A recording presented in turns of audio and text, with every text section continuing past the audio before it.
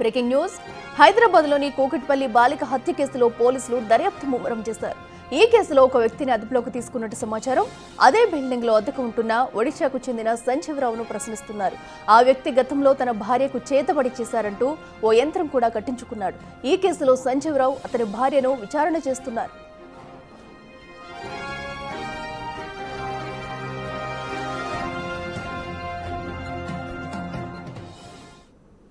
ఇదే అంశానికి సంబంధించి మరింత సమాచారం మా ప్రతినిధి అనిల్ లైవ్ లో అందిస్తారు. అనిల్, బాలిక హత్య కేసుకు సంబంధించి ఇప్పటి వరకు విచారణలో ఏమైనా నిజానిజాలు బయటకు వచ్చాయా? సో దర్యాప్తు ఎలా కొనసాగుతుంది?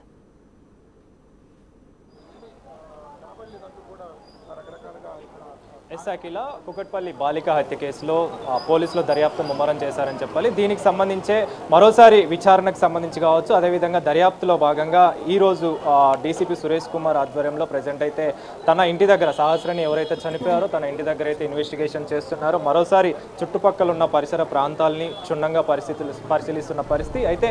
ఇందులో భాగంగానే ఎవరైతే అనుమాన స్థితిలో కనిపించారో వాళ్ళని కూడా అదుపులోకి తీసుకొని ప్రజెంట్ అయితే ఇన్వెస్టిగేషన్ చేస్తున్నారు, విచారిస్తున్నారు. ఇందులో భాగంగానే ఈ ఏదైతే అపార్ట్మెంట్ ఉందో ఇదే బిల్డింగ్లోని సెకండ్ ఫ్లోర్లో సంజీవ్ రావుని అదుపులోకి తీసుకున్నారు.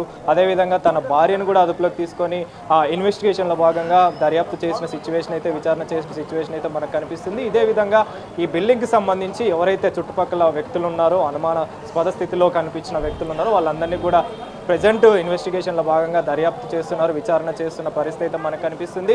డీసీపీ సురేష్ కుమార్ కూడా ఇప్పుడే ఘటన స్థలానికి చేరుకొని కొద్దిసేపటి క్రితమే అన్ని పరిశీలించారని చెప్పాలి. ఆ పరిశీలనలో భాగంగా చుట్టుపక్కల ఉన్న ఇంటికి సంబంధించి ఏవైతే సీసీ కెమెరాలు ఉన్నాయో ఆ సీసీ కెమెరాలని పరిశీలిస్తున్న పరిస్థితి అయితే మనకు కనిపిస్తుంది. మీరు విజువల్స్లో చూడొచ్చు. ఈ ఇంటి దగ్గర నుంచి ఏదైతే చుట్టుపక్కల ఇల్లులు ఉన్నాయో ఆ ఇల్లులన్నింటినీ కూడా ప్రజెంట్ క్షుణ్ణంగా పరిశీలిస్తున్నారు. వారికి సంబంధించిన సమాచారాన్ని కూడా, ఆ వివరాలన్నీ కూడా సేకరిస్తున్న పరిస్థితి అయితే మనకు కనిపిస్తుంది. ఇందులో భాగంగానే డీసీపీ సురేష్ కుమార్ ఆ ఇంటికి దగ్గరగా ఉన్న 100 మీటర్స్ రేడియేషన్లో ఉన్న ఇంటి వద్దకైతే వెళ్ళడం జరిగింది. అక్కడ దానికి సంబంధించిన వివరాలు, అదేవిధంగా సీసీ కెమెరాస్ కూడా ఏర్పాటు చేయడంతో ఆ బిల్డింగ్కి సంబంధించి అది కరెక్ట్గా ఎగ్జాక్ట్ ఆ ఇంటి వరకు, సహస్రాన్ని నివాసం ఉంటున్న ఇంటి వరకు కూడా లొకేషన్ చేసి ఉంది. కాబట్టి లొకేషన్ బేస్ చేసుకొని ప్రెజెంట్ అయితే వివరాలు తెలుసుకునేందుకు గాను, అదేవిధంగా సీసీ కెమెరాలో ఆ దృశ్యాలని సేకరించేందుకు గాను ప్రెజెంట్ డీసీపీ సురేష్ కుమార్ కూడా రావడం జరిగింది. ఇదే బిల్డింగ్లో ప్రెజెంట్ ఆయన ఆ సీసీ ఫుటేజ్కి సంబంధించిన ఆధారాలు అయితే సేకరిస్తున్నారని చెప్పాలి. నిన్నటి నుంచి కూడా సహస్రాన్ని ఆ 10 ఏళ్ల బాలికకు సంబంధించి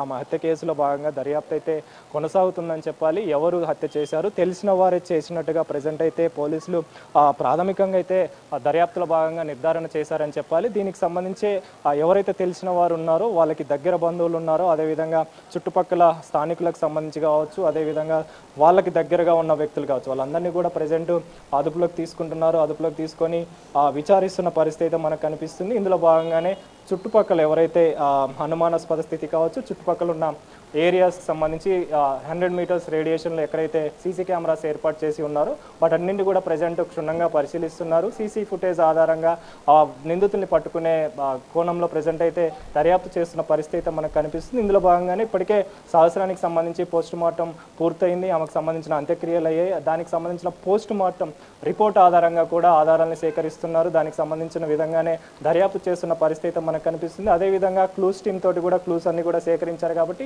ఆ క్లూస్ ఆధారంగా కూడా ప్రజెంట్ అయితే దర్యాప్తు అయితే కొనసాగుతుందని చెప్పాలి. మొత్తం 4 బృందాలుగా ప్రజెంట్ దర్యాప్తు కొనసాగుతుంది. 4 బృందాలుగా గాలింపు చర్యలు అయితే చేపడుతున్నారు. ఖచ్చితంగా నిందితుని పట్టుకునే విధంగా ఛాలెంజింగ్ అయితే కేసును అయితే తీసుకున్నారని చెప్పాలి. దీనికి సంబంధించి డీసీపీ సురేష్ కుమార్ కూడా మరోసారి ఇన్వెస్టిగేషన్లో భాగంగా ఇంటి దగ్గరికి రావడం జరిగింది. చుట్టుపక్కల ఉన్న పరిసర ప్రాంతాలన్నీ కూడా పరిశీలిస్తున్న పరిస్థితి మనకు కనిపిస్తుంది. అఖిల, అయితే అనిల్, సేమ్ బిల్డింగ్ లో ఉన్న ఓ వ్యక్తిని కూడా ఇప్పటికే విచారిస్తున్నట్టు అయితే తెలుస్తుంది. మరి అతని నుంచి ఏమైనా సమాచారం రాబట్టారా? సో అలాగే కుటుంబ సభ్యులు ఎవరి మీదైనా అనుమానం వ్యక్తం చేస్తున్నారా?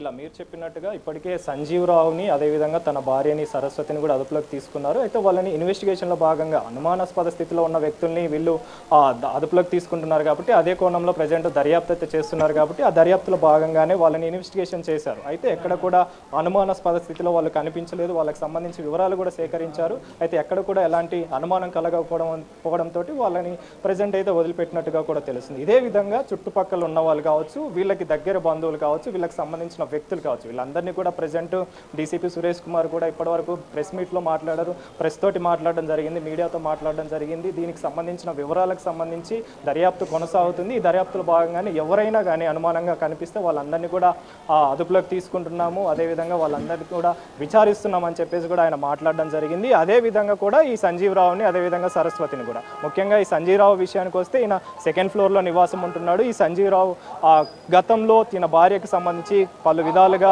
ఈమె మీద చాతపడి జరిగిందని చెప్పేసి అదే అనుమానంతో ఈయనకి దైవభక్తి ఎక్కువగా ఉంది కాబట్టి దానికి సంబంధించిన కోణంలోనే పాప మీద ఏమన్నా దాడికి పాల్పడ్డా అని చెప్పేసి ఈ విధంగానే దర్యాప్తు చేస్తున్నారు. సో పాపకు సంబంధించి కూడా ఈ సహస్రాని పాపకు సంబంధించి కూడా తన ఛాతి మీద మొత్తం దాదాపు 9 కత్తిపోట్లు ఉన్నట్టుగా కూడా పోలీసులు గుర్తించారు. సో ఈ కత్తికి సంబంధించి కావచ్చు, అదేవిధంగా క్లూస్కి సంబంధించి కావచ్చు, అన్ని ఫింగర్ ప్రింట్స్ని అయితే సేకరించారు.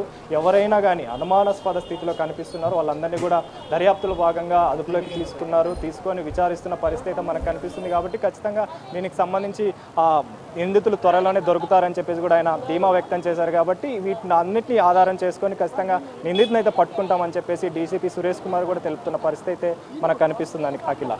Right Anil, thank you.